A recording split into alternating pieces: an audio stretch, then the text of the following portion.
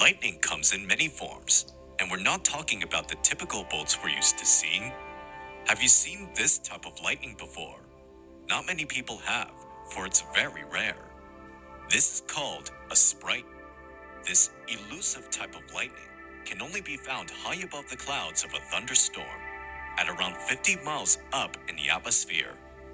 It has long vertical tendrils similar to a jellyfish, and according to the University of Washington, the red color is believed to be caused by the lightning's interaction with nitrogen. They're much larger than regular lightning, but their flashes last for only a few milliseconds. Sprites are not the only type of lightning that resides in Earth's upper atmosphere. Other types of lightning include elves, pixies, blue starters, and blue jets. For AccuWeather, I'm Eric Austin. It's a hermetic principle known as above, so below. The same way that you see lightning strikes, which are plasma emitted from the firmament above us, you see lightning strikes that come from volcanoes. Now, do these two have something in common, and are crystals used? Let's get into it. So there were quite a few of you who wanted me to expand on the ice wall not always being there and how the ice wall was created with the Ice Age. And I'm going to do that in this video. I'm going to see if 10 minutes is enough. Side note, the comment section on Instagram is always better than the comment section on any other platform. So if y'all want to tap in and build with people in the comments, follow me on Instagram. I love y'all. Anyway, in this video, I'm going to expand on how the ice wall came with the Ice Age. Now, the other day, I was deep in conversation with my tribe on Patreon, which we are normally in rabbit holes, and Amber brought up a good point. I said, there's something about volcanoes that we are missing that people don't understand. And then Amber said, have you guys noticed that all these volcanoes are going off when more people are noticing the aurora borealis? And that sent me down a rabbit hole.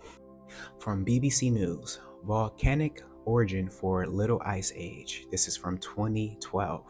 The first thing I thought about when seeing this article was the film 2012, and apparently they have a follow-up, like a sequel called 2012 Ice Age that I haven't watched, but I'm probably going to after this lecture. This article talks about how the volcanic eruption makes the Ice Age possible. And then I found a second source from the Science Daily was a Little Ice Age triggered by massive volcanic eruptions, and this is also from 2012. And the source is the National Center for Atmospheric Research, University Corporation for Atmospheric Research. And the summary is, scientists suggest that the Little Ice Age was triggered by an unusual 50-year episode of 4 massive volcanic eruptions. This led to an expansion of sea ice and a related weakening of Atlantic currents that caused the cool period to persist for centuries. In this highlighted section of the article, we also have provided an understandable climate feedback system that explains how this cold period could be sustained for a long period of time. If the climate system is hit again and again by cold conditions over a relatively short period, in this case from volcanic eruptions, that appears to be a cumulative cooling effect. Our simulations show that the volcanic eruptions may have had profound cooling effect. The eruptions could have triggered a chain reaction affecting sea ice and ocean currents in a way that lowered temperatures for centuries. The article goes on to say, Miller and his colleagues radiocarbon dated roughly 150 samples of dead plant material with roots intact, collected from beneath receding margins of ice caps on Baffin Island in the Canadian Arctic. They found a large cluster of kill dates between 1275 and 1300 AD, indicating the plants had been frozen and engulfed by ice during a relatively sudden event. Like a flash event, like I was talking about in my last video, how the animals were grazing and all of a sudden their bodies just turned to ice. This substantiates that statement. Underneath the highlighted part, the team saw a second spike in plant kill dates at about 1400 AD, indicating the quick onset of a second major cooling event. Later in the article, the model showed that sustained cooling from volcanoes would have sent some of the expanding Arctic sea ice down along the eastern coast of Greenland until it eventually melted in the North Atlantic. Since sea ice contains almost no salt, When it melted, the surface water became less dense, preventing it from mixing with deeper North Atlantic water. This weakened heat transport back to the Arctic and created a self-sustaining feedback on that sea ice long after the effects of the volcanic aerosol subsided, according to simulations. The researchers set solar radiation at a constant level in climate models.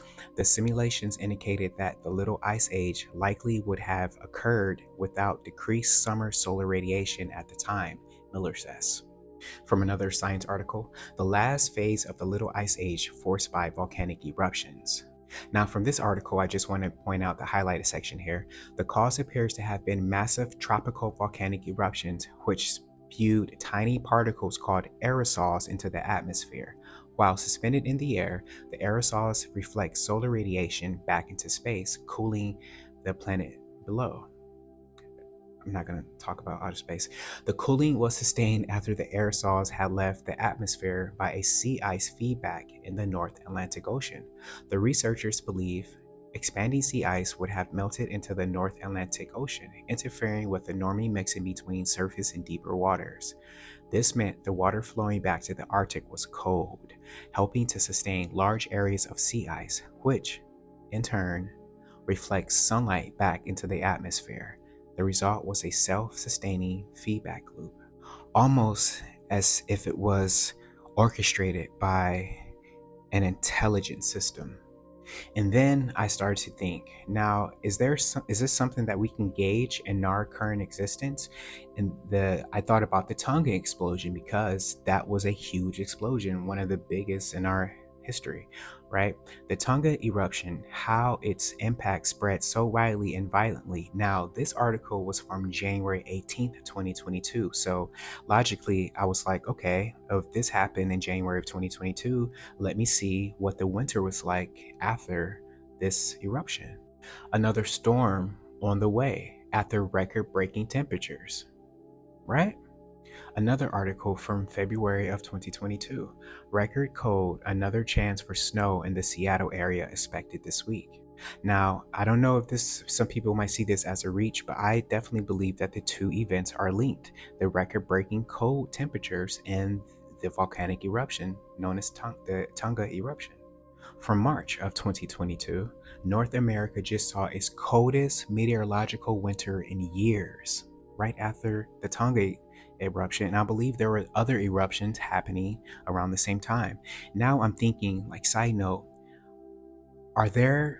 is there a connection between the beginning of the winter season and small or maybe large volcanic eruptions that happen on a system every single year? Volcanoes erupt and that brings in the winter.